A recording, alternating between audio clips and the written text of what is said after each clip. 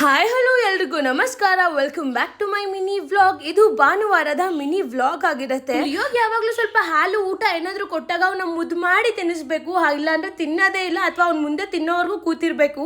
ಅದೆಲ್ಲ ಆದ್ಮೇಲೆ fresh up ಆಗಿ ನಾನು ಇವತ್ತು ನನ್ನ ಫ್ರೆಂಡ್ ಮನೆಗೆ ಹೋಗ್ಬೇಕು ಅಂತ ಹೇಳ್ಬಿಟ್ಟು ರೆಡಿ ಆದೆ.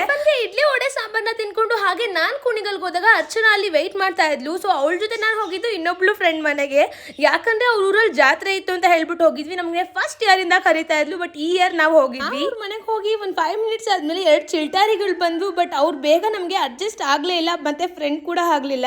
ನಾವು ಆಲ್ಮೋಸ್ಟ್ ಸ್ವಲ್ಪ ಮಧ್ಯಾಹ್ನನೇ ಆಗಿತ್ತು. ಹಾಗೆ ಊಟನ ಮುಗಿಸ್ಕೊಂಡು ನಾವು ದೇವಸ್ಥಾನದ ಕಡೆ ಹೋಗ್ತಾ ಇದ್ವಿ. ಹಾಗೆ ರಸ್ತೆಯಲ್ಲಿ ಪಾನಕ ಹಾಗೆ ಮಜ್ಜಿಗೆ ಕೂಡ ಕೊಡ್ತಾ ಇದ್ವಿ. ಪಾನಕನ ಕುಡಿದು ಹಾಗೆ ದೇವ್ರ ದರ್ಶನ ಮುಗಿಸ್ಕೊಳ್ಳೋಣ ಅಂತ ಹೋಗಿದ್ವಿ.